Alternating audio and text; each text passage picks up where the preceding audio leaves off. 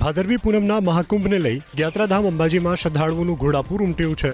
1 સપ્ટેમ્બરથી શરૂ થનાર ભાદરવી મહાકુંભને લઈ મંદિર પ્રશાસન તરફથી પણ તડામાર તૈયારીઓ શરૂ કરી દેવામાં આવી છે। અંબાજી માતા દેવસ્થાન ટ્રસ્ટ તરફથી મોહનથાળનો પ્રસાદ બનાવવાના શ્રી ગણેશ કરવામાં આવ્યા છે। નવી કોલેજ પર તૈયાર કરવામાં આવી રહેલા આ પ્રસાદ માટે 750થી વધુ કારીગરો જોડાયા છે। ભાદરવી મહાકુંભને ધ્યાનમાં રાખીને 30 લાખથી વધુ પ્રસાદના પેકેટ તૈયાર કરવામાં આવશે। જિલ્લા કલેક્ટર અને અંબાજી દેવસ્થાન ટ્રસ્ટના ચેરમેન મિહિર પટેલના હસ્તે પ્રસાદ બનાવવાની કામગીરી શરૂ કરાઈ। ન માત્ર પ્રસાદ, શ્રદ્ધાળુઓને અન્ય કોઈ અગવડતા ન પડે તે માટે મંદિર ટ્રસ્ટ તરફથી તમામ તૈયારીઓ પૂર્ણ કરવામાં આવી છે।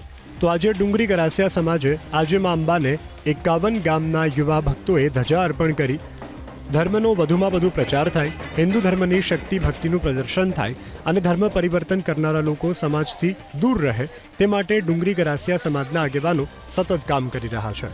ત્યારે આજે 51 ગામના યુવાનોએ મા અંબાને ધજા અર્પણ કરીને ડુંગરી ગરાસિયા સમાજની રક્ષા કરવાની પ્રાર્થના કરી। ભાદરવી પૂનમને લઈ રાજ્યભરમાંથી માય ભક્તો પગપાળા અંબાજી પહોંચી રહ્યા છે। ત્યારે યાત્રાળુઓને કોઈ પણ પ્રકારની અગવડતા ન પડે તે માટે અલગ અલગ સેવા કેમ્પો પણ ધમધમી રહ્યા છે। અમદાવાદના થલતેજ વિસ્તારના જય અંબે પગપાળા સંઘ છેલ્લા 25 વર્ષથી પદયાત્રીઓની સેવા કરી રહ્યો છે। પદયાત્રીઓ માટે ચા, પાણી, નાસ્તા, ઊંઘવાની સાથે મેડિકલની સેવા પણ પૂરી પાડવામાં આવી રહી છે।